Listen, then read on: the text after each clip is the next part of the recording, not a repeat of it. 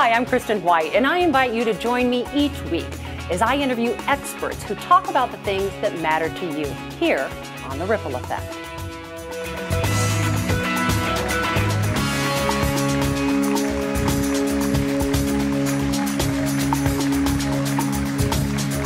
Hi everyone, I'm Kristen White. You know, there's a world of good news out there. In Chesapeake Bay, good news for seafood lovers. Oysters are bountiful this year. Oystermen on Chesapeake Bay began to experience the best year in decades, with officials estimating the harvest to be double over last year. This bumper crop will slash prices on oysters by as much as 50%. But I have to admit, it is an acquired taste. In Arizona, imagine walking up to the pharmacist and requesting a box of chocolates to treat your illness. Chocolate medicine? Well, that sounds good to me. We traveled to Sedona to meet a man nicknamed Kelly Wonka. He's a chocolatier who uses raw cacao and other living ingredients to create mouth-watering wellness treats. For many, this is a sacred place, a place where some say a concentrated source of energy flows. It's a place to heal and to cleanse one's soul. It's a spiritual sanctuary created to nurture authenticity. Sedona, Arizona. And we also serve food and chocolates. And the Chocolaterie, a vegetarian restaurant where chocolate is made with love. Love stands for live, organic, vegan euphoria. Our chocolates are entirely raw, live, organic, stone ground, heirloom Criollo cacao, coming straight from Ecuador, where we have relationships with the farmers. Isn't that beautiful? Chocolaterie moved into this location a little more than 8 years ago, and since then they've really grown. Every month they produce 40,000 individual handmade pieces of chocolate.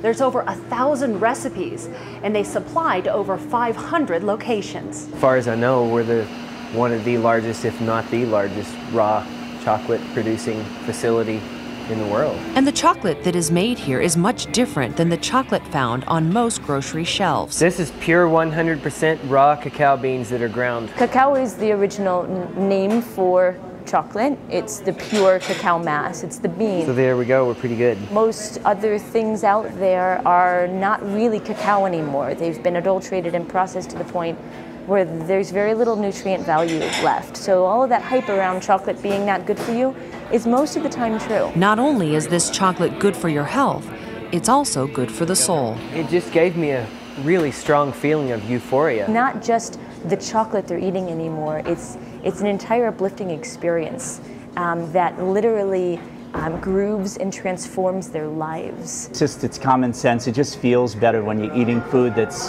free of chemicals and preservatives and all kinds of nasty ingredients, Vegan or not, the experience at the Chocolaterie is simply delicious. Made with love is the most important. Reporting for The Ripple Effect, I'm Kristen White. You know, I love this chocolate restaurant. It was truly difficult to pick just one. There's a world of good news out there. I'm Kristen White. Let's start a ripple.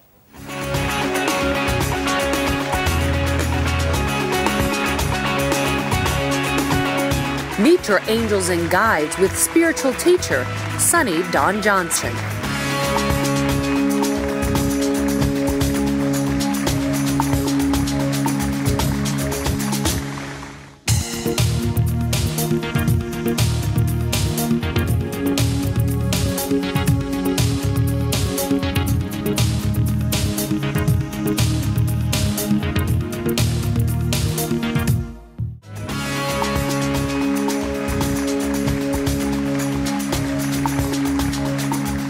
Well, we all have heard about guardian angels, and perhaps we even feel like we have one in our own lives. Well, my guest today is Sunny Dawn Johnson, and she has written a book on invoking the archangels. Sunny, welcome to the show. Thank you so much for having me. So what role do angels play in our lives? Well, there are guardians, there are guides. They really just make life, first of all, more fun, I think. Yeah. But they give us the guidance and direction as we're kind of moving through all this human stuff. You know, we see in our culture, pictures of giant wings, and they're on Christmas trees. But what do angels look like?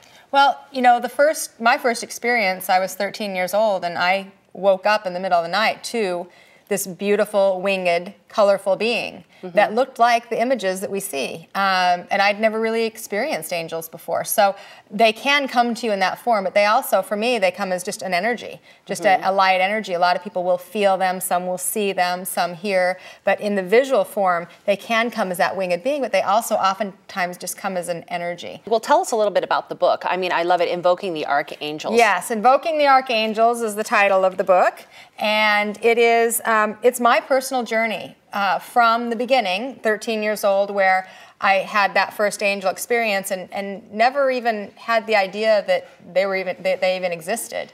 And then through that journey and how they would show up in my life at different times, and I had these amazing miracles happen in my life that really, one, was life-saving, and so I'm sharing for people to be able to find their own journey and their own way and give them some tools so they don't have to keep hitting their head against the wall like I did for so many years in denial of it, you know?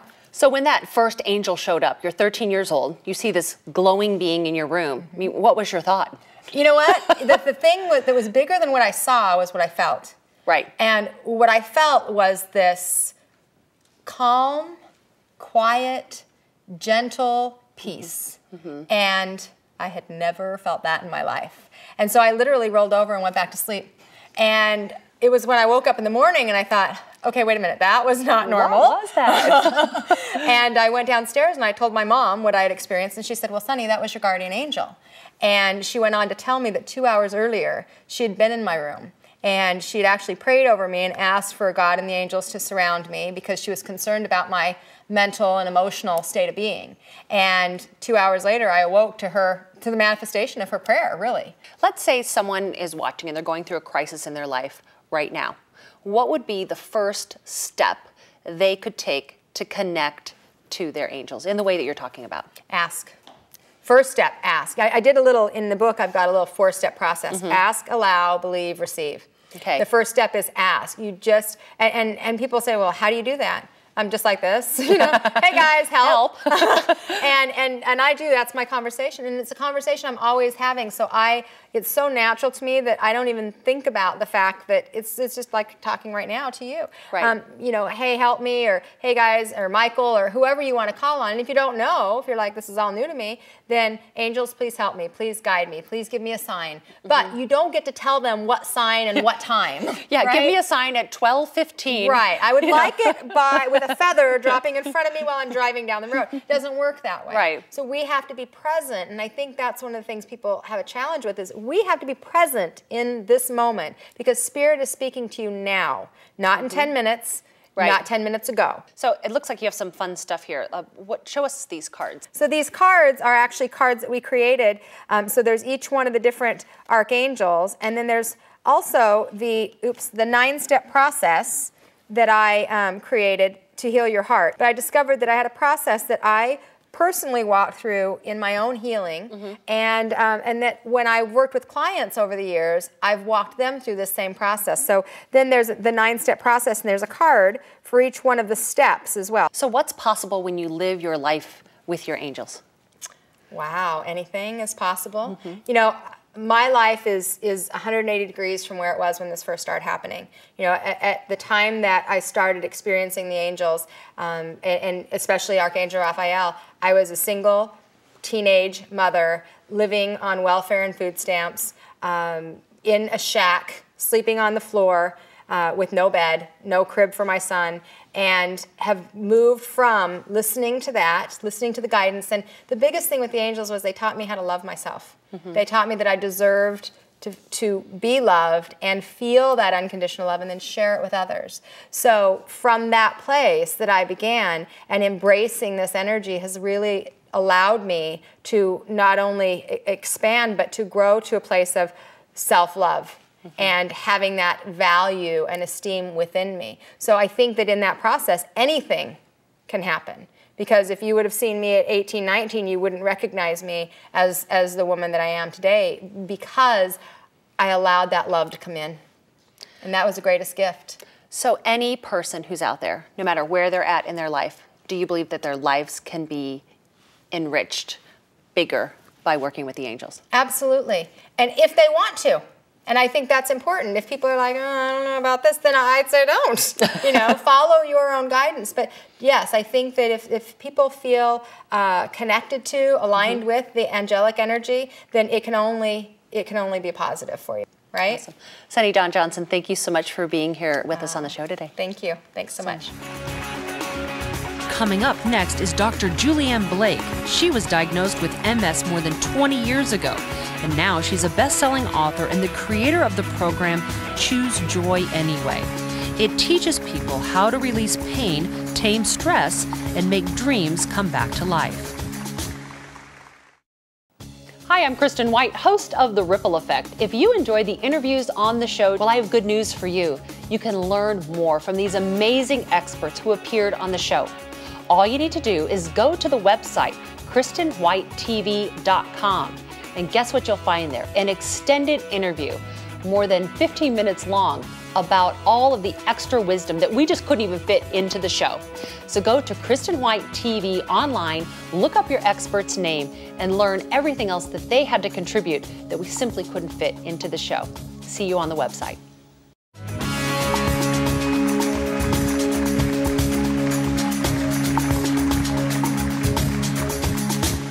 Sometimes in your life, the unexpected can happen. You may find yourself diagnosed with a chronic illness. So how do you find your way around all of the pain and the frustration that comes along with no longer being in that vital state of health? Well, my guest today is Dr. Julianne Blake, and she's here to help us come up with solutions to move through the pain and connect with our joy. Dr. Blake, welcome to the show. Thank you so much, Kristen. So, what happens to people when they find out that I'm diagnosed with something? You know, a lot of people with pain and chronic illness just get really discouraged, and they tend to withdraw. They might be angry or depressed, but definitely discouraged. And they give up in a way. They give up a lot. Not everyone, but withdraw and sort of don't feel, they feel very disempowered by the medical profession. They're usually told, well, there's no hope, it's incurable. You might be fine for a while, but prepare to get worse. You know, that's what I was told, actually. And prepare to get worse. It's devastating, yes. Prepare to get worse. So tell me a little bit about your own story. You have an incredibly inspiring story. Oh, thank you so much. Well, I was diagnosed with MS, multiple sclerosis, when I was 40. And I had just gotten my doctorate, and I was a dancer. I paid my way through graduate school dancing. That's what I loved. And so all of a sudden I was falling down for no reason. And I didn't know what was wrong. I just cried. And I got told I had MS, and that was the doctor that said, oh, you can live a long, healthy life with MS. But, you know, it's incurable, and get ready to be in a wheelchair. And I just was heartbroken, especially because I didn't think I could dance ever again. I was hardly walking. And I finally realized after just a few years of being discouraged and depressed and in despair, that I couldn't live like that.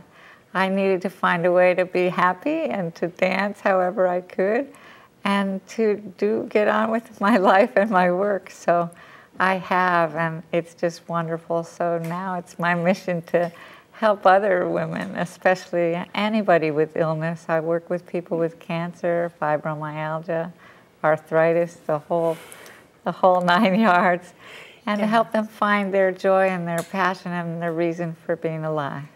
You know, it is so inspiring to hear your story, and I also think about friends that I have, people I know who one day find out, you know, you have cancer, you have MS, you have, you know, an inoperable circumstance. And then suddenly it's just their whole life, from the morning they wake up until they go to bed at night, they're dealing with pain. What would you say to them? Oh, you know, they're also dealing with a lot of fear, and between the pain and the fear, they become inoperable. Right. But you know what? It just doesn't have to be that way. You know, we have immense, immense power.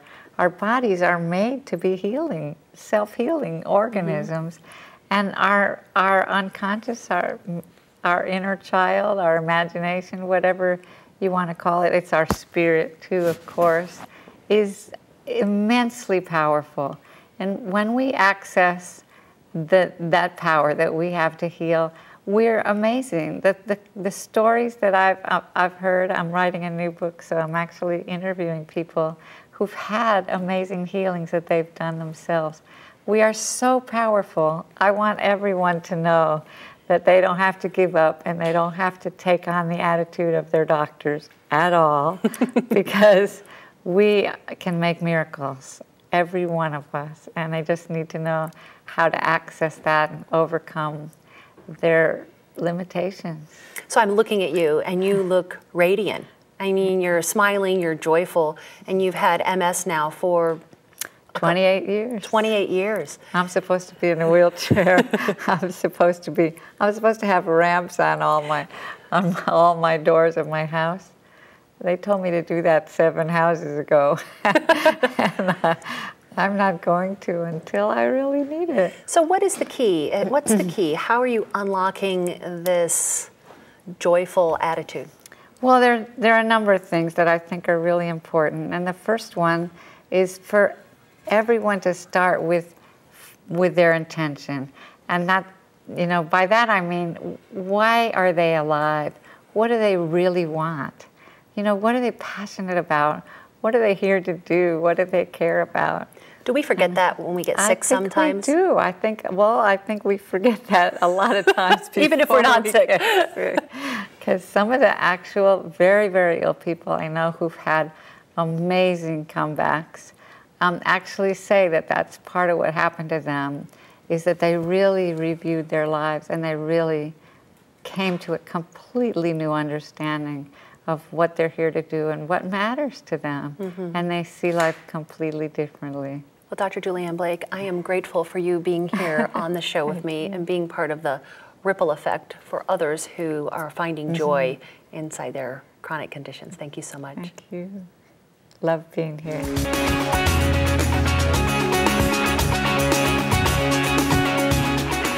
Just ahead, learn how to ride the big wave of cancer with author and cancer survivor, Meg Stafford.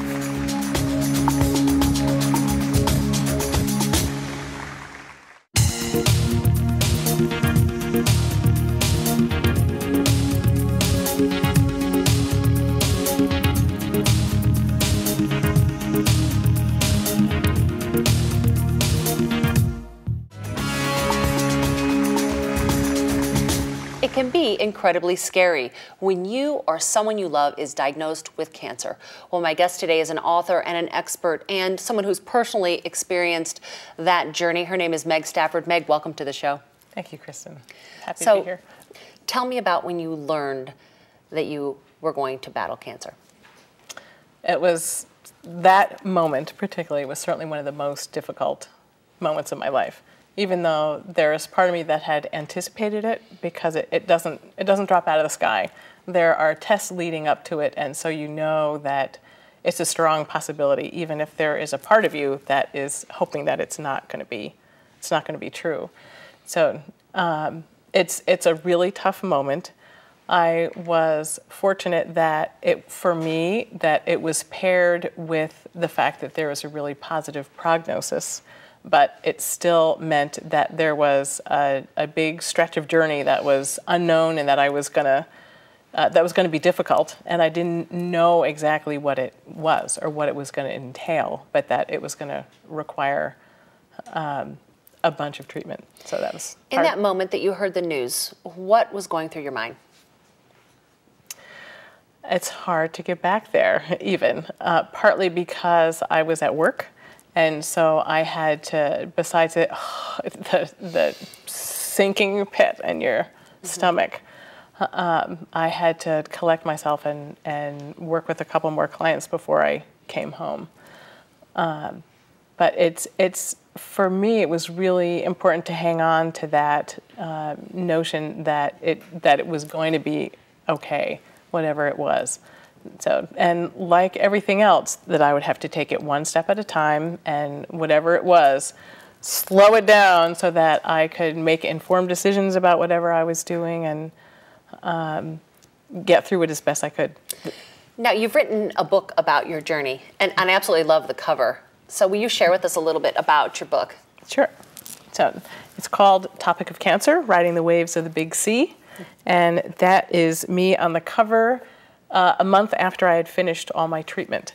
So my older daughter had gone to Peru for a fieldwork term in college, and I went down to visit her. We went to Machu Picchu, which was a lifelong dream, tremendous amount of desert. So they took us to the place where there are just open sand dunes, and we literally hiked up the dunes with our snowboards that they had brought down from New England, and you'd strap them onto your feet and your shorts and tank top and slide down the dunes. So it was really fun, and you can't turn very much, so whatever way you're going, that's the way you're going, and you try not to fall because you have a lot of sunscreen on and you'd be just covered in sand. So it was a very fun time. What is the role of adventure and fun for someone who is going through a journey with cancer or really any illness for that matter? It's certainly important for me. I do think it's important for anybody, and to be able to bring it into your life or to keep it into your life as much as you can at any point, including during treatment. And actually one very powerful moment for me was when a friend and colleague of mine who had been through treatment a few years earlier came over, and she brought a few pictures with her. And one of the pictures that she had was of she and her dad facing each other, both with bald heads, and they both had huge grins on their faces. And that moment, it just coalesced that there were lots of really difficult moments, a lot of painful moments, a lot of sad times, but there was also a lot of fun, because there just was fun in my life during different periods. So it doesn't have to mean that it's all sad and doom and gloom. What would you say to someone, someone's watching, cancer, the numbers are out there. People are getting diagnosed all the time. What would your message be to someone who's either just found out that they have cancer or they're still going through that process? I would say, remember that you can do it, that it is a one step at a time kind of thing, and that it's very individual. It's that what the choices that I made at that time were what were right for me at that time in my life. For someone else, it would mean different choices depending on where you live, what kind of support you have, what age you are. My own choices might be different if it were a few years from now, but that it's important to allow other people in. That was a big takeaway for me, because I'm someone who likes to do things by myself. I'd be dragging the laundry down the stairs by myself or doing whatever I can, but it was important. There were times when I couldn't drive and I had to let people help. So that was really important. Were there any particular lessons that really stand out in your mind, or points that just resonate with you still today? I say the quickest way out is through. Right. To let it in and let it through. As much as you can express it and let it out, the less that it sticks with you. And the writing of the book, for me, was a great tool, because I could get it out of my system. It also was a way to let other people in, because some people responded, and it was it became a shared journey, so that I never felt really alone, even though I was the one going through treatment at the time. Meg Stafford, someone who clearly embraces your life 100%. Thank you for being here. Thank you for having me. Thank you. It's been great.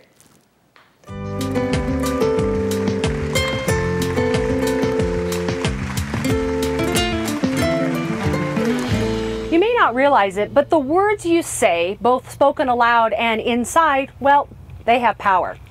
Hi, I'm here in Sedona, Arizona, and I'm launching my series, Spirituality Boot Camp, from here in this beautiful canyon.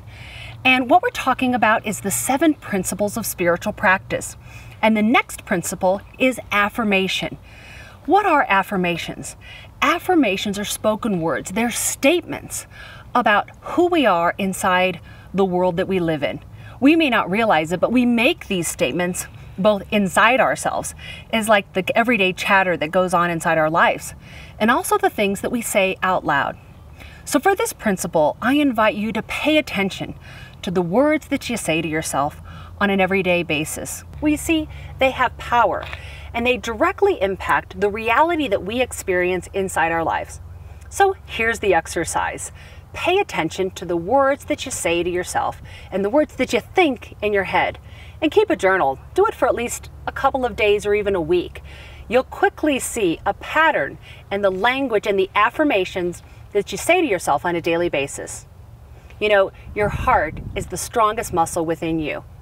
You'll get results when you say kind words to yourself through affirmations with Spirituality Boot Camp. Coming up next, get naturally fit with holistic fitness expert Kimberly Johnson. Welcome back to A Minute to Fitness, guys. I'm so excited. We're gonna do an around the world plank today. I bet you've never done that before. That'll tighten our core, it'll work our arms, and we'll have a lot of fun doing it. So it'll never be a boring plank for you guys. Let's get started. So in the plank position, we're gonna start out with Superwoman or Superman. And we wanna bring our hands back to our shoulders, fingers face forward. We're gonna go into a push-up, keep the elbows tight. Come back up on your feet. And we're working the transverse abdominis here, which is the core. We're also working our arms, obviously, by holding this position. We're gonna go into an around the world plank.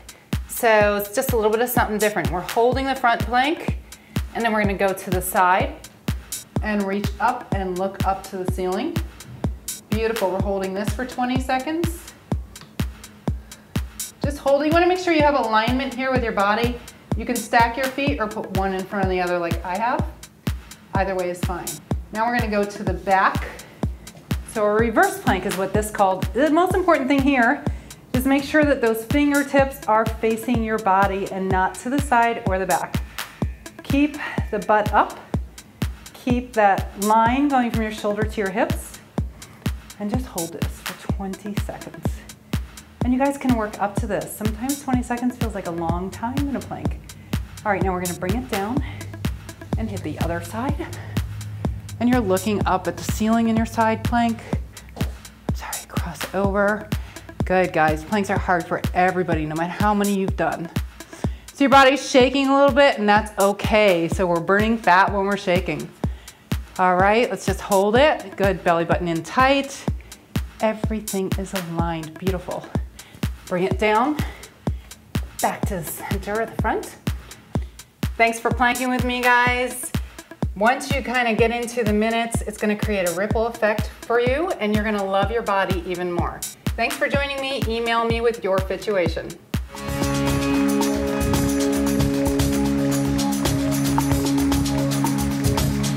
Thanks for joining me this week on The Ripple Effect. I'm your host, Kristen White. If something you saw here today inspired you, I invite you to take action. I believe that it's only one word, one thought, one idea that's enough to create transformation in your life. I'll see you next week here on The Ripple Effect.